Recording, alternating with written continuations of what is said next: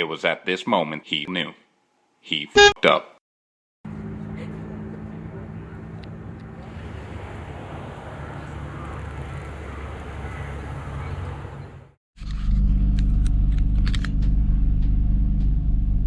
Right, we on? We're at Castle Combe, last minute track day. I went to have a look to book one last night, and there was a space for the day after, which is Tuesday. Didn't have anything on, thought might as well load up and get down here. The weather looked good, so it's dry. So yeah, first real test with the car running properly. Just waiting to go out to do the sighting laps, which is a good chance to just check everything over again. So fingers crossed.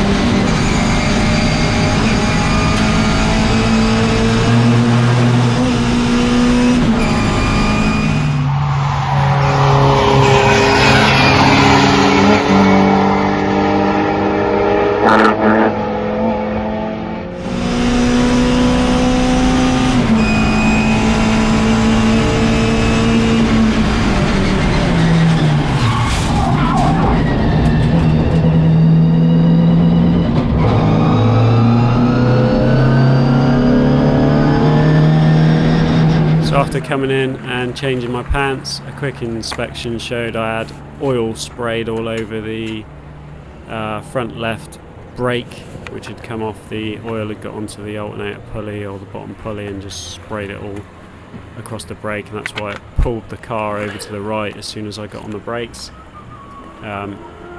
It's possible that I hadn't put the dipstick back in when I was checking the oil, and it was just sort of sat in there. Either that or it's blown it out from the pressure.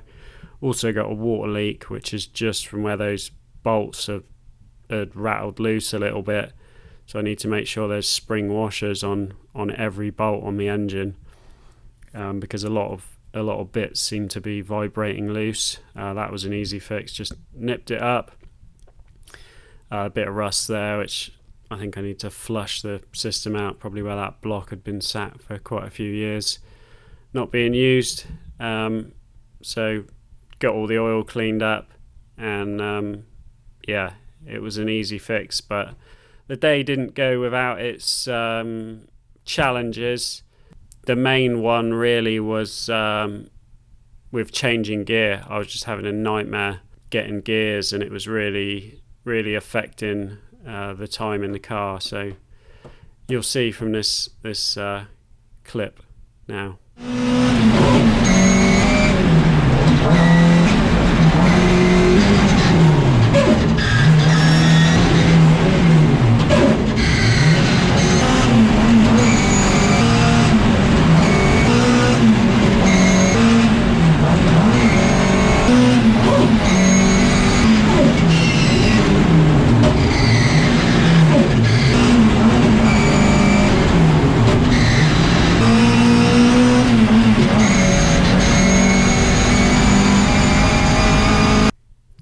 So as you can see, not having much fun with that gearbox.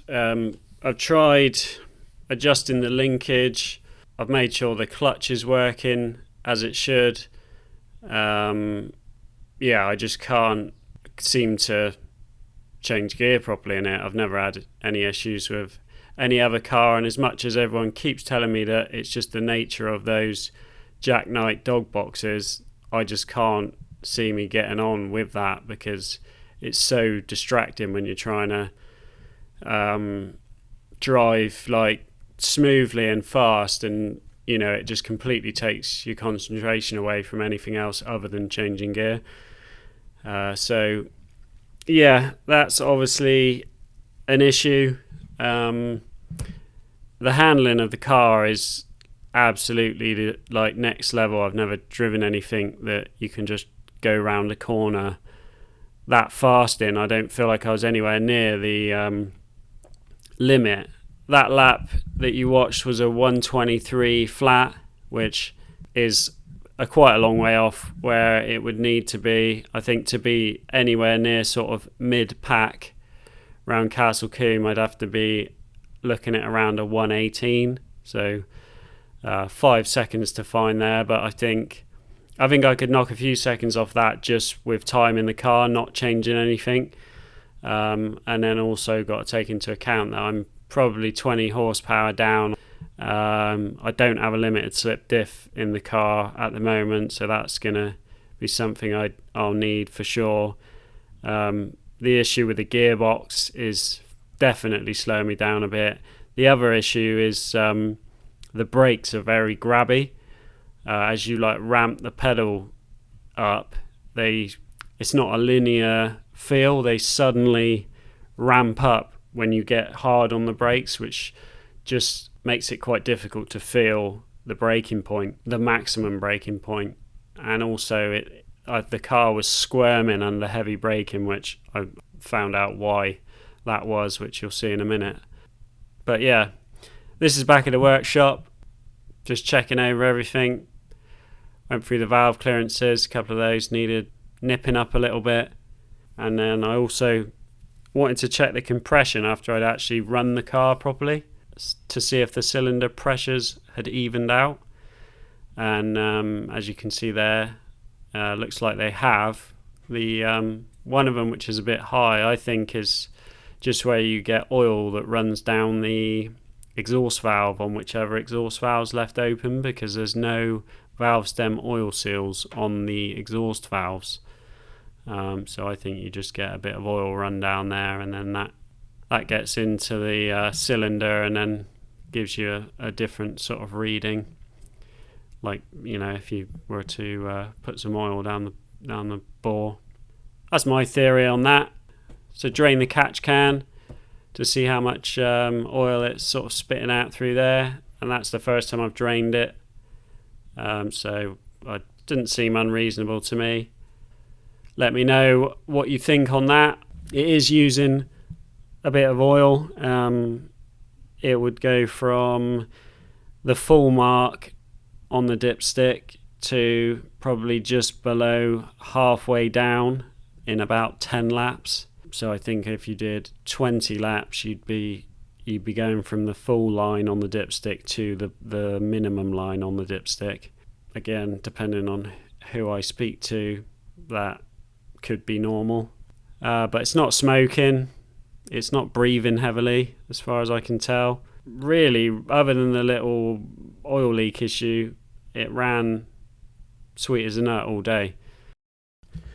So this is the culprit for the squirming under braking. I had a lot of people when I fitted these told me to bin them and get the rose jointed versions, but on this side you can see that the rubber bush is compressed as it should be, and on this side it's not, and that's because that bolt isn't done up, which is a sackable offence for my mechanic, especially when I did a nut and bolt check on the car prior to going.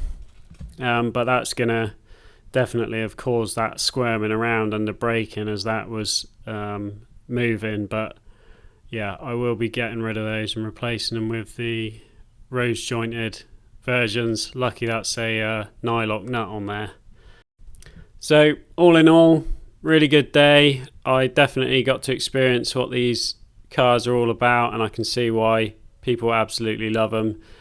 It's an experience that you're not going to get in any other car, I don't think. So yeah, really enjoyed it, and looking forward to developing the car more, getting better at driving it, and just keep pushing on until I get to the point where I'm race ready. That's going to be it for this one. Cheers for watching. See you on the next one.